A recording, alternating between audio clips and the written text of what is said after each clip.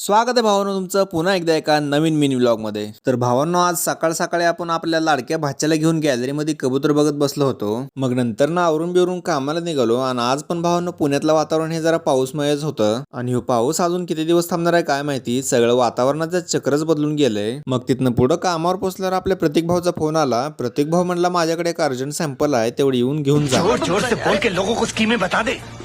मग तिथे गेल्यावर प्रतीक भाऊकडे कॅमेरा फिरवल्यावर प्रतीक भाऊनं डायरेक्ट तोंडच लपवलं। सॅम्पल जरा अर्जंट होतं म्हणून तिथनं लगेच महागारी आलो आणि सॅम्पल दिलो। मग दुपारी आपला जिगरी दोस्त म्हणजे अजय भाऊचा गावाकडनं व्हिडिओ कॉल आला होता। मग त्यांच्या सोबत गप्पा मारून इकडे आपल्या राऊंडला आलो आणि इथं आपला इंचार्ज म्हणजे संतोष भाऊला कधी नाही ते एकदम एवढं काम आलं होतं त्याच्यामुळे ते हँगच झालता डायरेक्ट। टेक्निशियन आहे पण अचानक एवढं कसं लोड होईल।